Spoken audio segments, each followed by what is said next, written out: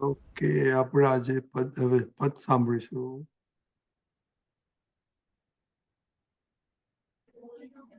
જય સચ્ચિદાનંદ કેશવ દાદા, જય સચ્ચિદાનંદ રની દાદા. જય સચ્ચિદાનંદ. કમ્પ્યુટર સાયન્ટિસ્ટ છે, જો એ કમ્પ્યુટર બેન શું કહેવાના છે આજે? રાઈટ, કમ્પ્યુટર સાયન્ટિસ્ટ ને એ શું કહેવાય? અને એને હા, તમને લોકોને શું કહેવાય? Computer scientist, engineering. Computer engineer. ચાલો, ઓકે. જય સચ્ચિદાનંદ. જય સચ્ચિદાનંદ. હું ને મારું મારું ને હું ને, જપથી સંસાર વધે. હું મારું મુક જ્ઞાની ચરણે, દાદા શ્રી ભગવાન કહે. જેવી દ્રષ્ટિ તેવી સૃષ્ટિ, સૃષ્ટિ તો નિર્દોષ જ છે. સુધાર તારી દ્રષ્ટિ પહેલા, દાદા શ્રી ભગવાન કહે. જગ આખું એ દોષ રહિત છે, દોષિત તું એક જ છે. સાદિયા સમજણથી મુક્તિ, દાદા શ્રી ભગવાન કહે. જગત આખું છે સંગ્રહ સ્થાનક, જોનારો ને નહીં નડે. જુઓ માત્ર નહીં સાથે લેવું, દાદા શ્રી ભગવાન કહે. કશું ન પકડો રહો સહજ, એ સ્વર્ગ માર્ગ જીવવા માટે. પુણ્યથી સઘળું આવી મળશે, દાદા શ્રી ભગવાન કહે. અહંકાર છે ત્યાં નહીં આત્મા, અહંકારી નહીં છૂટી શકે. અહંકાર મૂક જ્ઞાની ચરણે, દાદા શ્રી ભગવાન કહે. કસાયનો સંયમ એ સંયમ, તપને તપસ્યા ત્યાગ કહે. ગ્રહણ ત્યાગથી મોક્ષ ન થાય, દાદા શ્રી ભગવાન કહે. કોઈ નહીં છે મારું અથવા આખું વિશ્વ જ મારું છે. એવા ભાવ એ જીવન જીવવું, દાદા શ્રી ભગવાન કહે. ચિતરામણ લઈ આવ્યો છું તું, યથા સમય તે બન્યા કરે. પરિણામે પુરુષાર્થ જ છે ને, દાદા શ્રી ભગવાન કહે.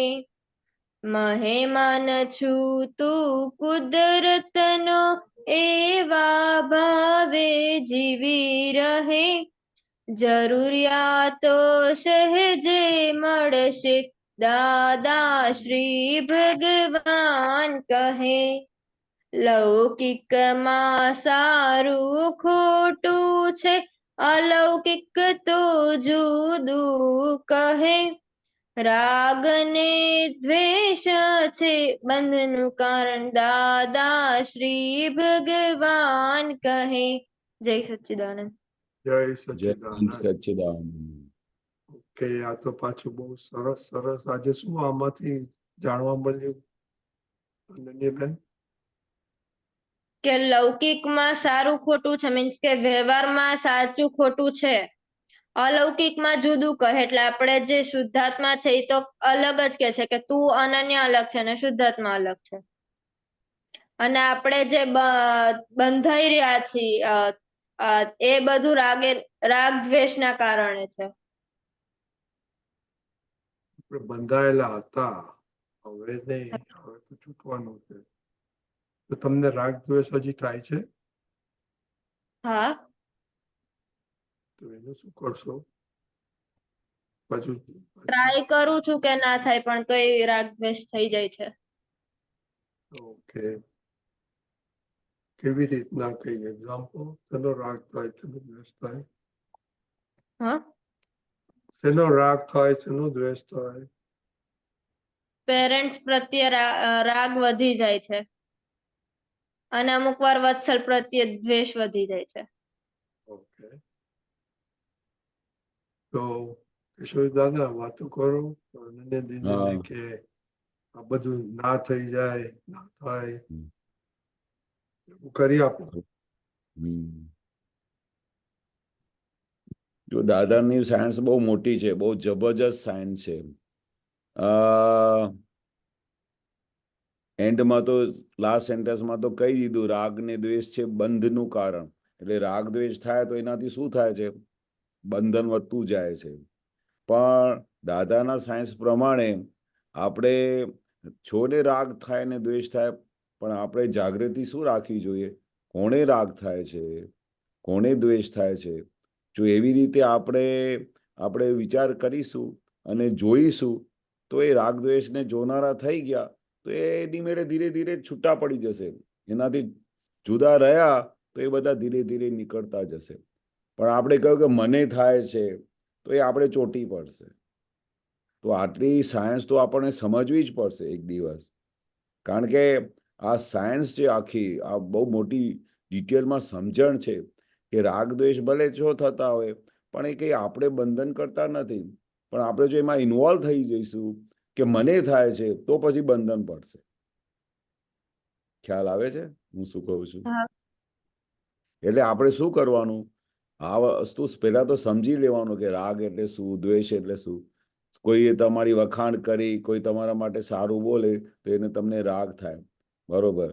પણ કોઈ તમારી સાથે તમારી વાત ના માને, જે તમે કહો કે મને વત્સલ સાથે દ્વેષ થાય છે, તો શા માટે? કારણ કે તમારે ગમતું નથી આવ્યું. પણ તમારી એ જ વખાણ કરે, તમને બહુ સારી તારે દરેક પ્રકારનું કામ કરી આવે, તારા કયા પ્રમાણે ચાલે, તો પછી તને એના પર દ્વેષ થાય? ના. હા, એટલે આપણે શું કરીએ છીએ? આપણી ડિઝાઇન પ્રમાણે બધું જોયા કરીએ છીએ કે મને જે સારું લાગે ને એ સારું છે. પણ સામેવાળાને કંઈ બી ખોટું લાગે તો એની આપણે પરવા નથી કરતા. આપણે પોતાની પાસે શું છે, સેલ્ફ સેન્ટર થઈને બધું જોયા કરીએ છીએ કે મને શું ગમે છે. એટલે આ રાગ દ્વેષથી છૂટા થઈશું ત્યારે તો આપણે અહીંયા આપણી પ્રગતિ થશે, ત્યારે તો આપણે મોક્ષ માર્ગ પર આગળ વધીશું. આ તો બધા સ્ટેપ્સ છે. આપણે દરેક સમજો આપણે 12મા માળે જવું હોય તો 12મા માળા સુધી સ્ટેપ્સ ચડવા પડે કે ના ચડવા પડે? ચડવા પડે. ચડવા પડે ને. તો એટલી થોડો પુરુષાર્થ કરવું પડે, એટલી મહેનત કરવી પડે ને. પણ તો દાદા તો શું કહે છે કે મેં તમને સ્ટેપ્સ ચડવા માટે બી ના નથી કીધું, મેં તમને સીધા લિફ્ટમાં બેસાડી દીધું છે. પણ લિફ્ટમાં બેસતા પછી આપણે જે જાગૃતિ રાખીએ, હાથ પગ બહાર ના કાઢીએ, તો આપણે સીધા હળહળાટ ટોપ ઉપર પહોંચી જઈશું 12મા માળે. એટલે હાથ પગ બહાર નહીં કાઢવામાં તો આમાં બધી શું દાદાએ જોખમદારી આપી કે ભાઈ રાગ નહીં કરવાનું. કોઈ તમારા માટે બહુ વખાણ કરે તો એના પર આપણે તન્મય નહીં થઈ જવાનું. કોઈ તમારા માટે ઊંધું બોલે તો એને દ્વેષ નહીં કરવાનું. આખા જગતને નિર્દોષ જોવાનું, કોઈના દોષ નહીં જોવાના. તો એ બધા સ્ટેપ્સ છે. એ આપણે દાદા શું કે છે, અલર્ટ કરે છે આખા પદમાં. દરેક ઠેકાણે એ છે. એ અહંકાર છે ત્યાં નથી આત્મા. આપણે અહંકાર કરીએ તો પછી ત્યાં આત્મામાં રહ્યા આપણે? ના. ના. એટલે આ સ્ટેપ્સમાં શું કહેવા માંગે છે? અહંકારી નહીં છૂટી શકે. તમે અહંકાર કરો કે હું મારા જો કેવું સરસ કામ કરું છું, મારા જેવો તો કોઈ છે જ નહીં, હું કેટલું બધું સુંદર રીતે કામ કરું છું, હું મમ્મીની કેવી સેવા કરું છું, મને જમતા બી બધું બનાવતા આવડે છે, મને આ કરતા આવડે છે, હું સ્ટડીમાં નંબર 1 છું. હવે આ રીતે જો બધી આપણે અહંકાર કર્યા કરીએ તો આપણે અહીંયા છૂટી શકીએ આ દુનિયામાંથી? વધારે ને વધારે પૂછતા જઈએ. તો દાદા શું કહે છે કે અહંકાર તારો જ્ઞાનીના ચરણે મેં મૂકી દે. દાદા ભગવાનને બધું સોંપી દે. વ્યવસ્થિત શક્તિ એની મેળે બધું કામ કર્યા કરે છે. તું શાનું અહંકાર કરે છે ખોટું? બધું જ્ઞાની પુરુષના ચરણે બધું મૂકી દે અહંકાર, તો પછી તારે સીધું મોક્ષનો સિક્કો વાગી જશે. જ્ઞાની થાય પુરુષના તમને જન્મ અનન્યાબેન, તમને એવું થાય કે હું આમ ને મને આમ ને હા એવું થાય? થાય છે ક્યારેક ક્યારેક. શેમાં થાય? એક સ્ટડી બાબતે. સ્ટડી બાબતે તો ઇઝ ગુડ. તમે હોશિયાર હો તો એવું થાય કે હું હોશિયાર છું, વધારે હોશિયાર થવાનું, એ તો દાદામાં શક્તિ મળવાની. તો આ તો સ્ટડીમાં તો કે બીજી ઘણી વસ્તુ હોય છે, રાઈટ કેશવ દાદા? હા જેમાં આપણને એમ થાય કે હું આમ ને તેમ ને બધું. રાઈટ કેશવ દાદા? હા, બરોબર. એટલે બહુ જાગૃતિપૂર્વક જીવન કાઢવાનું છે, બહુ જાગૃતિપૂર્વક, કે કઈ જગ્યા પર આપણું લીકેજ થાય છે, કઈ જગ્યા પર આપણે ચૂકી જઈએ છીએ, કઈ જગ્યા પર આપણાથી આ બધી વસ્તુઓ છૂટી જાય છે. તે એ આ આખા પદમાં દરેક પેરાની અંદર બહુ અલર્ટ દાદા જેવી રીતે છેલ્લા એન્ડમાં કે છે ને, દાદા શ્રી ભગવાન કે એ આખી લાઈફ દાદા ભગવાન આ જે એક એક વાક્ય એક એક વસ્તુ સમજાવતા રહ્યા કે ભાઈ આ જગત આખું એ દોષ રહી છે, આખું જગત નિર્દોષ છે, પણ તેમ છતાંય બી આપણે હમણાં નહીં એમના દોષ જોઈ લીધા કે મને આની સાથે દ્વેષ થાય છે. એટલે શું કે આપણે એમના દોષ જોઈએ છે. જો આપણે એમના દોષ ના જોઈએ તો એના માટે દ્વેષ થાય જ નહીં. આપણે એમને નિર્દોષ જોઈએ ને, ના પણ આ તો મારા હિસાબને લીધે આવું કરે છે, આવી જો સમજણ ડેવલપ થાય તો એના સામેવાળા માટે દોષ કરતો હોય ને તો બી એને નિર્દોષ દેખાય. અને બોલો સામેવાળો માણસ અમારા માટે બહુ સારું કરતો હોય ને તો એના માટે રાગ ના થાય. કારણ કે તમને શું જ્ઞાન શું હાજર કરે છે, જ્ઞાન શું કહે છે કે ભાઈ આ બધા સંજોગો જે ભેગા થાય છે, સાયન્ટિફિક સર્કમસ્ટન્શિયલ એવિડન્સ છે, બધા આપણા હિસાબથી આવે છે. આપણા જે હિસાબ આપેલું છે તે સામેથી આવે છે. તમે કોઈને દ્વેષ કર્યું હોય તો એ દ્વેષ સામેથી આવે. એટલે દાદાશ્રી ભગવાન વારે ઘડીએ કહે છે કે ભાઈ તમે વારે ઘડીએ તમે આ જાગૃતિ રાખો, આખું જગત નિર્દોષ છે, દોષિત તો તું જ છે.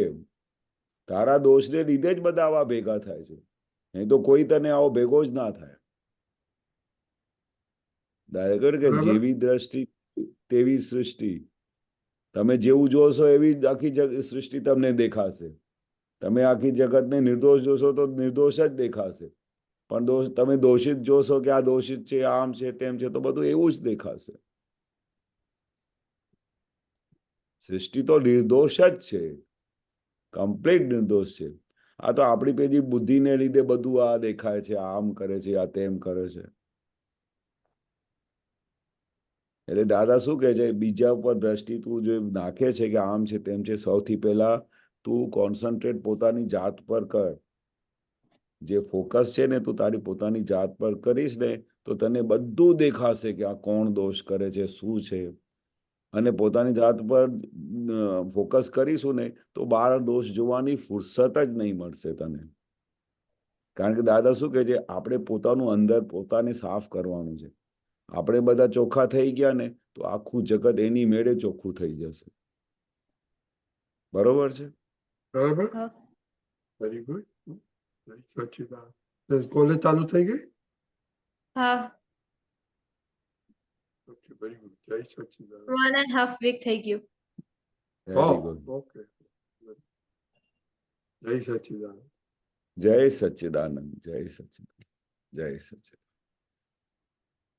એ વૈશાલીબેન. જય સચ્ચિદાનંદ કેશવાનંદજી, જય સચ્ચિદાનંદ. જય સચ્ચિદાનંદ. રજની અંકલ, પાછું પદ વાળું પેલું સ્ક્રીન મૂકશો? એ પદ રિલેટેડ જ છે ક્વેશ્ચન. ઓકે, ઓકે, યા.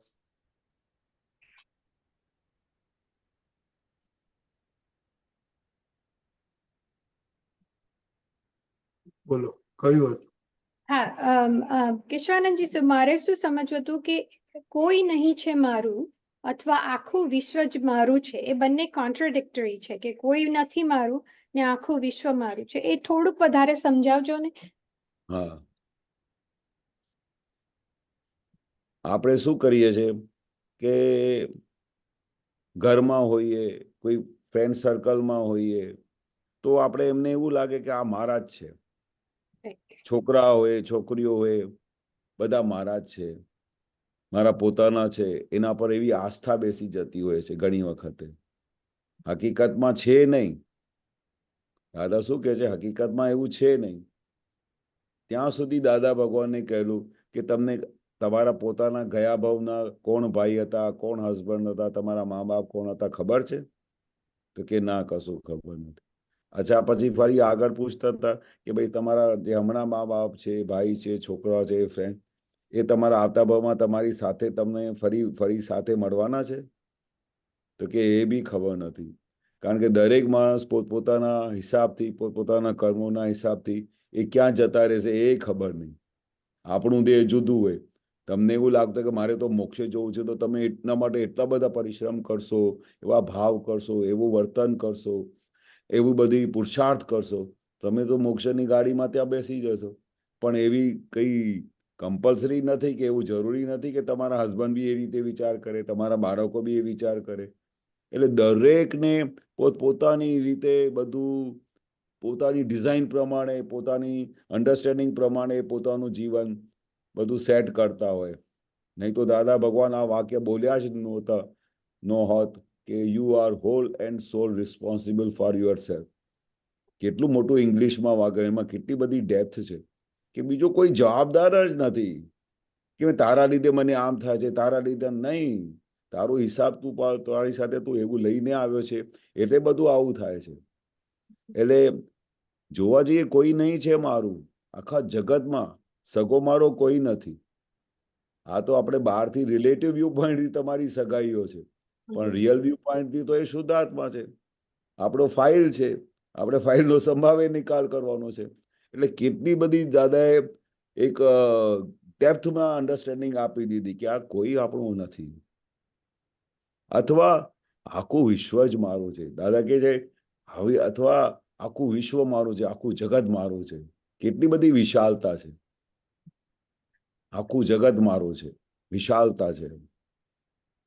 તો ઘણી વખતે શું થાય કે ભાઈ આ બધા કેટલા બધા ટોપ પર પહોંચી ગયા છે, આ કેવા છે, હું તો ક્યાંય નથી. એટલે એવું ડિપ્રેશનમાં આવી છે. તો દાદા કે ના, આખું જગત મારું છે, અમે બ્રહ્માંડના સ્વામી છીએ.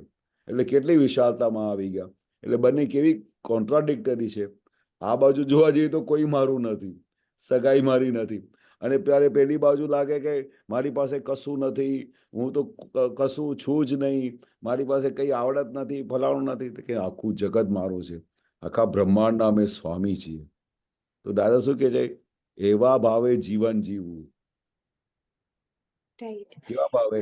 જ્યારે તમને લાગે કે હું કશું નથી, કોઈ મારો તો કોઈ સગો જ નથી, તો કે દાદા ભગવાન મારા સગા છે, દાદા ભગવાન મારા છે. એટલે કોઈ પણ જગ્યાએ ડિપ્રેશનમાં થવા જેવું નથી, કોઈ પણ જગ્યાએ એલિવેશનમાં થવા જેવું નથી. એટલે દાદા કોઈ નહીં છે મારું એવું, એ પેલું મમતાના ભાગમાં છે ને, કે અટેચમેન્ટના ભાગમાં છે કે અટેચમેન્ટ કોઈની સાથે નથી. પણ જસ્ટ બીકોઝ કોઈ મારું નથી એવું ડઝન્ટ મીન કે આઈ એમ હેલ્પલેસ, કારણ કે આખું જગત મારું છે. રાઈટ? બરાબર છે ને એમાં? દાદા આખી વિશાળતામાં લઈ જાય છે. રાઈટ. એક તરફ દાદા એવું કે ભાઈ આ તારી સગાઈઓ સાચી છે કે નહીં, મારા હસબન્ડ સાથે મને બહુ પ્રેમ છે અને મને એના વગર ગમતું નથી, આમ નથી, તેમ નથી. તો પછી દાદા કે ભાઈ જ્યારે તમારો દેહ છૂટી જાય તો તમે એમને કહો કે તમે આની સાથે મારી સાથે હવે જ્યારે બધા ત્યાં બાળે છે તો તમે આવી જાઓ અહીંયા, તમને તો મારી સાથે બહુ પ્રેમ હતું. તો કે હવાતું હશે? સાચી સગાઈ હોય તો આવું પડશે. એટલે દાદા કેટલી એક્સ્ટ્રીમ લેવલ સુધી લઈ જાય છે. શાની સાચી સગાઈ છે? આ તો બધું રિલેટિવ વ્યૂ પોઈન્ટ છે, વ્યવહાર છે, વ્યવહારનો સંભાવે નિકાલ કરવાનો છે.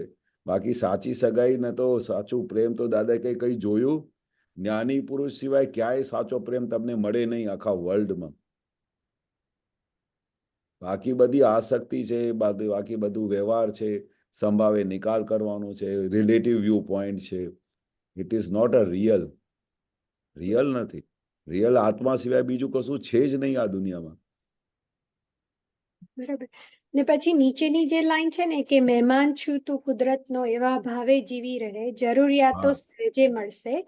તો એ વસ્તુ આમ લખીને વાંચીએ કે સત્સંગમાં બેઠા હોય ત્યારે તો એવો વિશ્વાસ રહે છે કે હા જરૂરિયાતો સહેજે મળશે. પણ જે કન્વિક્શન હોવું જોઈએ ને તેને કેવી રીતે કેળવવાનું કે ગમે તે થાય તમે ગમે તે પરિસ્થિતિમાં હોય દાદા તમારી સાથે જ છે ને તમને જે જરૂરિયાતો છે તે પૂરી પડી જ રહેશે. હા મળી જ રહેશે બરોબર. પણ એ તો કન્વિક્શન કેવી રીતે આવે?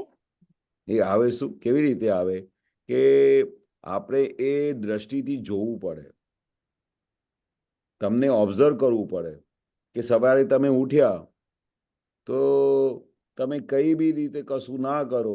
એક દિવસ દાદા કે છે ને કે ભાઈ આપણે એક દિવસ લગામ છોડી દેવાની, પછી જોવાનું કે ભાઈ તમને દરેક વસ્તુ મળે છે કે નથી મળતી. એટલે તમે એ દિવસે ઓબ્ઝર્વ કરશો કે જે કંઈ પણ જરૂરિયાતની વસ્તુ છે એ તમને સામેથી સહેજે રીતે મળે છે. પણ આપણે એવો અહંકાર કરીએ છીએ કે હું ચાય ના બનાવું તો કેવી રીતે બનશે, આ નહીં કરું તો નહીં કરશે. એટલે કુદરતનો નિયમ છે. આપણે શું છે કે આપણે બહુ જન્મોથી આ આવું અધ્યાસ પડી ગયો છે કે હું આ ના કરું તો નહીં થાય, હું ઓફિસમાં આવી રીતે બધું પ્લાનિંગ ના કરું તો નહીં થાય. દાદા કે સહજ રીતે તમારે એવું કહીએ કે ભાઈ તું આજે દાદા એક પેલા બેનને પૂછતા હતા કે ભાઈ દિવસમાં તમને કેવું રહે છે, આજે કેટલા પ્રતિક્રમણ કર્યા. તો દાદાને એવું ઓબ્ઝર્વ દેખાતું હતું કે એને એવું પકડમાં આવી ગયો છે કે હું કરું છું બધું આ. તો દાદા શું કરતા હતા, એમનું ઇન્ટરવ્યુ કેવી રીતે લે કે પેલા 2-4 દિવસ તો એને પૂછે કે તારે કેવું રહે છે, તો બહુ વખાણ કરે એમની કે હા દાદા મારે દિવસમાં તો આજે 10-50 વખત તો મેરા પ્રતિક્રમણ થયા, આટલા સામાયિક થયા, આમ થયા. અને અને પછી દાદા બહુ સારું રહે છે, બધું આમ રહે છે. તો દાદા બી ખુશ થાય કે દાદાને તો બારે ઘડી કઈ બી પ્રશ્ન પૂછીએ તો દાદાને તો સૌથી પહેલા સાયન્સ દેખાય કે ભાઈ આ કોણ કરે છે. તો એક દિવસ પેલા બેન આવ્યા નહીં 2-3 દિવસ સુધી, તો પછી દાદાએ પૂછ્યું કે ભાઈ કેમ દેખાયા નહીં, આજે કેટલા બધા પ્રતિક્રમણ કર્યા.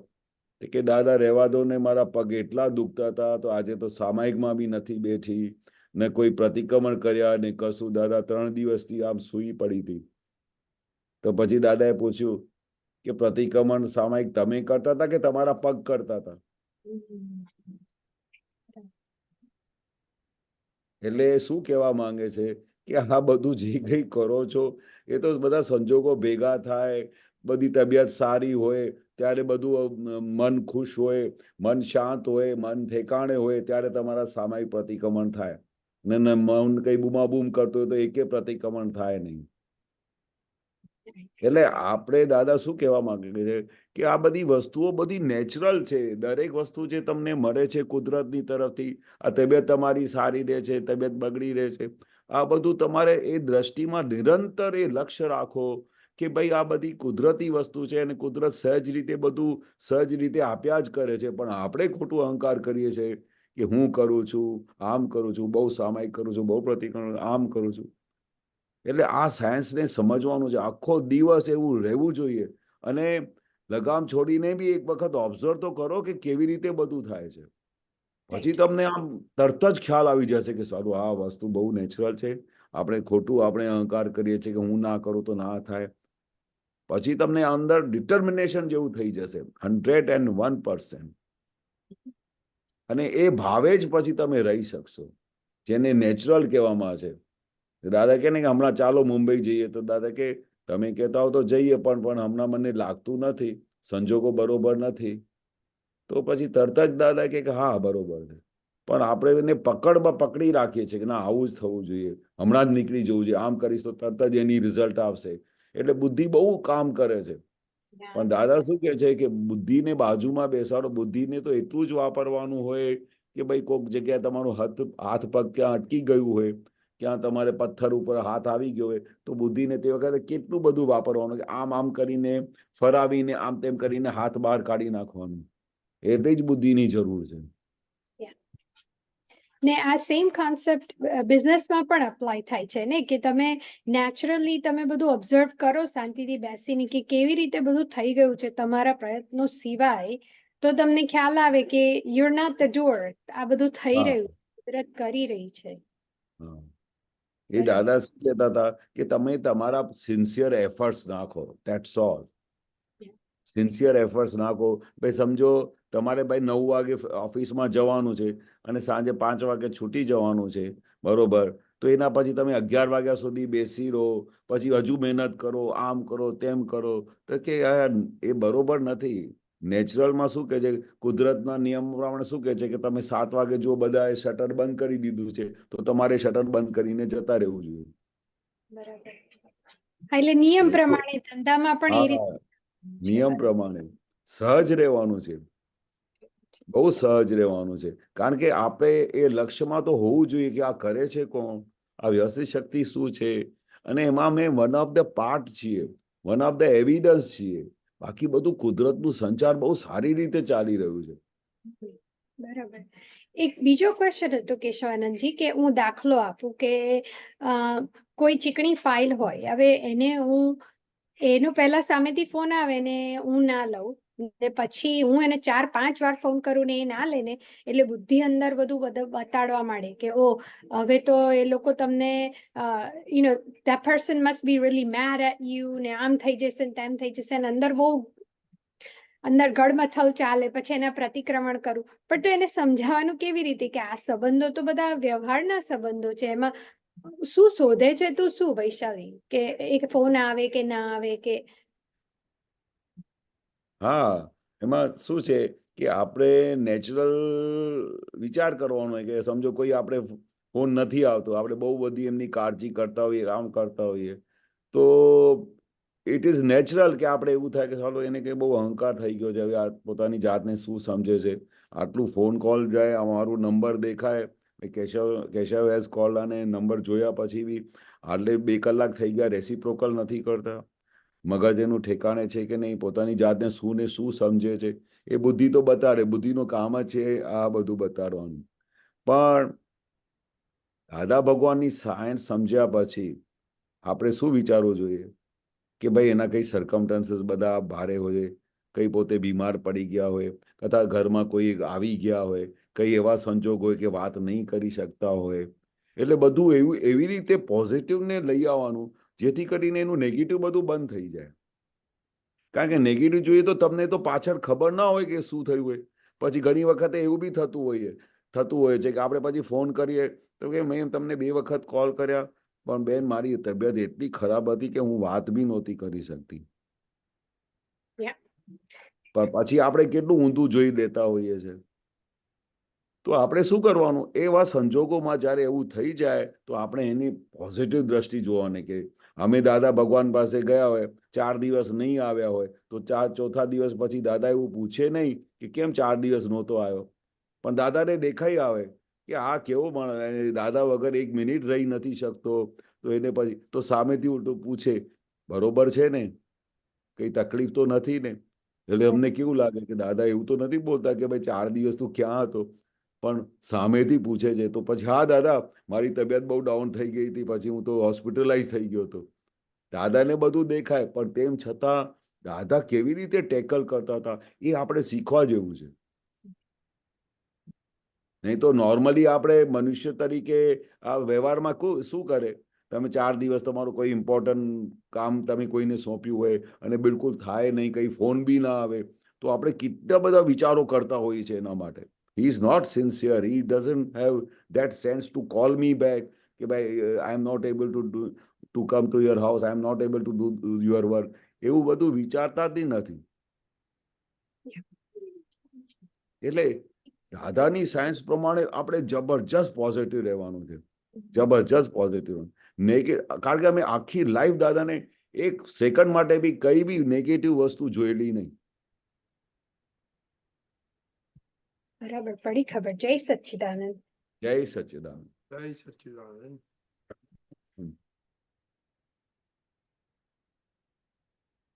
ભાઈ હાજી, બધાને જય સચ્ચિદાનંદ. જય રજનીજી જય સચ્ચિદાનંદ. સચ્ચિદાનંદ. જય સચ્ચિદાનંદ. જય જી શેર કરવાનું ઓપ્શન આપજો. ના કરો. એક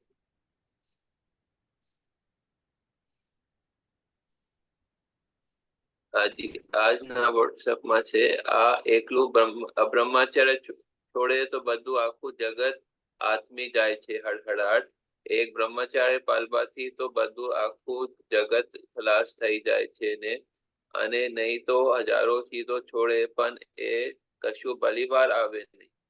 અને આ હજારો ચીજે છોડો પણ એ કશું ભલીવાર આવે નહીં આ થોડું માટે.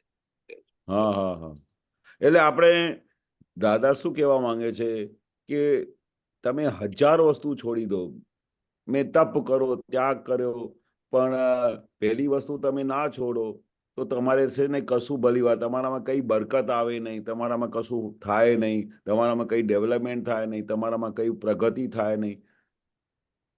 1000 ચીજો છોડો. દાદા હું સત્ય બોલું છું, દાદા હું આમ કરું છું, દાદા હું સવારે આટલા વાગે ઉઠીને ફરવા આટલા વાગે ઉઠીને વિધિ કરું છું, પણ કશું ભલીવાર આવે નહીં. એટલે સંસારિકમાં અને આધ્યાત્મિકમાં બંને. હા, કારણ કે શું છે, તમે કઈ વસ્તુ માટેની કમ્પેરિઝન કરે છે? એક બ્રહ્મચર્ય પાળવાથી તો આખું આખું જગત જ ખલાસ થઈ જાય. એટલે તમારે બધા જે જગ્યાએ તમારે બધી અટકણો છે, જે જગ્યાએ તમારું બધું બીજ પડે છે, જે જગ્યાએ તમારે ફરી આગળની નવા બીજ પડે છે અને ફરી તમને ભટકામણ થાય છે અનંત અવતારો સુધી. અને નહીં તો એટલે આ જો તમે નહીં છોડો તો પછી એના પછી તો દાદા હું તો બહુ સવારે ઉઠીને આમ કરું છું, તેમ કરું છું. અરે પણ તું બ્રહ્મચર્યમાં રહે છે તો એને કશું ભલીવાર નહીં થશે. સંસારિક જીવનમાં પણ નથી ભલીવાર છે ને. કશું ભલીવાર ના પડે ને. કેમ કશું કે ભલીવાર ના संसार हाँ संसारिक એટલે में जो क्या प्रॉब्लम्स आती हैं उसके कारण जो है ये थोड़ा આમાં એક વાક્યમાં બહુ ડેપ્થ છે. હજારો ચીજો છોડો, હજારો ચીજો છોડો એટલે તમે ગમે તેવી બધી માથાકૂટ કરો, આ કરો, તે કરો, બધું છોડી દો. ભાઈ હું સવારે નથી ખાતો, ચોવિયાર કરું છું, ફલાણું કરું છું, બધી ચીજો તમે છોડી દો પણ કશું ભલીવાર આવે નહીં. એટલે દાદા કાયમ શું કરતા હતા, એક બ્રહ્મચર્ય પાડવાથી તમે છે ને ઠેઠ સુધી આખા જે તમે ઇમેજિનેશન કરો, કલ્પના કરો, ઠેઠ કેવળ જ્ઞાન સુધી પહોંચી જાઓ.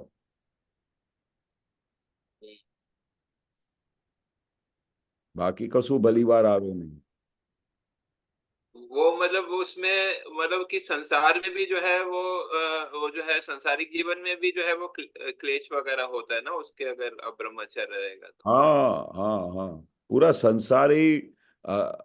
संसार में कुछ किसी भी प्रकार की जो प्रगति है, जो प्रोग्रेस होनी चाहिए, वो सब खलास हो जाएगी. फिर ये है पुरुषार्थ किसे कहते हैं, जो करे वह सफल हो जाए वह पुरुषार्थ. हाँ, सफल हो जाए वह पुरुषार्थ है. वह सफल हो मतलब सक्सेस हो. आप पुरुषार्थ करते हो बरोबर, तो वो सच्चा पुरुषार्थ कब है कि जब वो सफल हो, सक्सेस हो. बाकी तो आप बोलो आप पुरुषार्थ करो, समझो आप पुरुषार्थ करते हो, मुझे ब्रह्मचर्य पालन करने का है, उसके लिए सब करते हो, पर वो सफल नहीं होता है, तो मतलब आपका वो पुरुषार्थ बरोबर नहीं है. वो आज के टाइम में मन वचन का है कि एकता नहीं होने के कारण वो पुरुषार्थ सही सफल नहीं होता है ना. जो मन में सोचते हैं हाँ वो वर्तन में नहीं आता है, वैसे होता नहीं हाँ है कोई ना कोई. हाँ वो वहाँ की सही है, कचास रह जाती है, वहाँ उल्टा 50 हो रह जाता जाए. है जो है. हाँ मन में सोचते हैं कि हमको ये काम करना है, लेकिन वो उसका देह साथ नहीं देगा, तो वैसा ऐसा होता है ना जो है उसमें. हाँ, क्योंकि मन वचन काया का एकात्म भाव नहीं रहता है, तो मन वचन काया का एकात्म भाव नहीं रहेगा तो कहाँ से पुरुषार्थ शुरू होएगा. जो मन में हो, जो वाणी में हो, जो वर्तन में हो, तभी खरा पुरुषार्थ शुरू होता है. और उसमें ये भी मुझे समझ में आता है कि जो है कि आज जो हमारे में जो मनोबल, वचन बल और देह बल वो भी उसकी भी कमी है जो है, उसके कारण भी जो है पुरुषार्थ नहीं होता है सफल. हाँ हाँ, मनोबल तो चाहिए ना. हाँ जैसे हम किसी को कोई बोलते हैं कोई चीज तो वो हमारी बात नहीं सुनता है, मतलब हमारी वचन बल नहीं है उसमें. हमारी मन हाँ का जो है वो नहीं हुआ, हमारा मनोबल नहीं है, हमारा देह से हम कुछ कार्य कर रहे हैं वो नहीं हुआ, तो हमारा देह बल नहीं है. ऐसा भी होता है ना. हाँ हाँ, सही बात है, सही बात है. क्योंकि मनोबल नहीं होगा तो आप किस तरह से उसको आगे पुरुषार्थ को आगे निकल सकेंगे। मनोबल कमजोर होगा तो बोला मेरे से तो होता ही नहीं है, मेरी तो तबीयत ठीक नहीं रहती है, मेरे से कोई विधि होती नहीं है, तो वहां पर मनोबल ही नहीं है, तो फिर कहाँ पर पुरुषार्थ की शुरुआत होगी। और જ્યાં પ્રેમ છે ત્યાં દોષ નથી, વેપારી પ્રેમ આવ્યો ત્યાં બધા દોષ દેખાય। हाँ, कारण के जहां पर सच्चा प्रेम होता है तो वहां पर कोई भी दोष दिखाई देता है। अच्छा, सामने वाले को एक्सेप्ट कर लेते हैं, जैसा है वैसा ऐसा वैसा होता है है। वैसा है, बिल्कुल लेन किसी देन लेन देन नहीं होता किसी प्रकार का, जो हाँ है वो इच्छा नहीं होती सामने, वो ये बताना चाह रहे हैं ना। हाँ। फिर एक लास्ट है, व्यापारी व्यापारी संबंध क्या होता है, लेन देन का संबंध होता है, उसको लेन व्यापारी देन बोलते का। हैं। हाँ हाँ। જ્યાં આકર્ષણ ત્યાં મોહ, આકર્ષણ વાળી જગ્યા શુદ્ધ ઉપયોગ રાખો, એનાથી જ એ જગ્યા તમને હેરાન નહીં કરે। આ થોડું આ हाँ સમજાવજો, આ શુદ્ધ ઉપયોગ રાખો એનાથી એ જગ્યા તમને હેરાન નહીં, કે આપનો કોઈ એક્સપિરિયન્સ हो तो आप થોડું કહેજો। हाँ जहाँ आकर्षण ત્યાં मोह। अभी हाँ जहाँ जिस जिस जगह पे आकर्षण होता है तो वहां पर तो मोह होता ही है, नहीं तो आकर्षण होगा ही नहीं। पर मोह है तो वहां पर आकर्षण होगा। आकर्षण वाली जगह शुद्ध उपयोग रखो। अभी जहां जहां भी आकर्षण होता है तो अगर आपने शुद्ध उपयोग रखा, भाई उसके अंदर शुद्धात्मा देखा, तो वहां पर आकर्षण होगा। स्त्री है, स्त्री को आपने ब- देखा, अट्रैक्शन होता है। पर अगर उसमें आपने देखा तो ये तो पुद्गल है, ये तो बॉडी है, उसको उसको शुद्ध उपयोग से अंदर इसके अंदर शुद्धात्मा परमात्मा है, तो वहां पर कभी आकर्षण होगा, मोह होगा। मतलब वो मतलब शुद्ध उपयोग करने से वो आत्मा का सुख मिलता है, इसलिए वो दूसरा वो जो है छूट जाता है, ऐसा समझ में आता है। सही है ऐसा? हाँ, शुद्ध उपयोग रखा तो हाँ आपको जो पुद्गल से अट्रैक्शन होता है वो पूरा अट्रैक्शन खलास हो जाएगा। हाँ। आकर्षण नहीं होएगा, मोह नहीं वो होएगा। वो वो जैसे वो एग्जांपल देते हैं कि जो चाय पीने के बाद जलेबी फीकी लगती, वो वाला बात है ना। हाँ हाँ, सही बात है, सही बात है। मतलब सॉरी, उल्टा बोल दिया, जलेबी खाने के हाँ बाद चाय फीकी लगती है। हाँ, हाँ, फीकी लगती है, सही बात है। समझ में आया। ठीक है। हाँ, जय सच्चिदानंद। जय सच्चिदानंद। जय सच्चिदानंद।